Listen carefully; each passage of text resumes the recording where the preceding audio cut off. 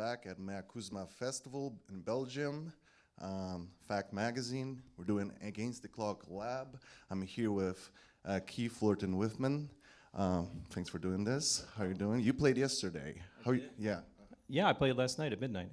Are you enjoying it? Oh yeah, this is an amazing fest, man. I'm having a great time here. So that's a lot of cables. I'm not gonna lie. Are you nervous? Do you have something prepared? Do you have something in mind? I'm not nervous. I mean, what's the worst that could happen? I could just die, right? Maybe that would be bad, or everybody here would die. I mean, I don't think that's going to happen though. So. Well, we have some people here, so they would enjoy a show. You ready to go? Yeah. So basically, I'm gonna just set up the clock. I'm gonna do 3, 2, 1, and you're just gonna go for it. 10 minutes. All right. I got my clock right there. Yeah. Yep. Okay. So I'm just gonna do it from here, just in case. So 3, 2, 1.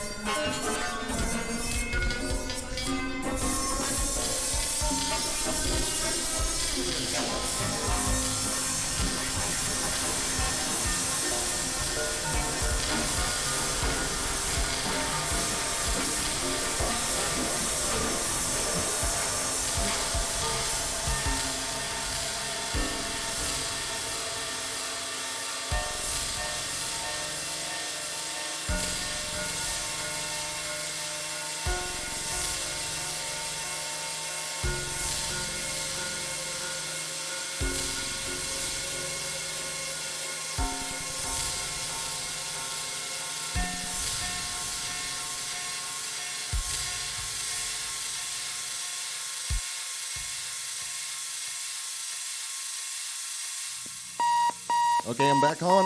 Round of applause. Amazing job.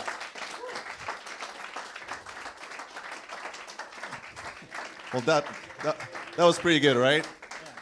Are you happy?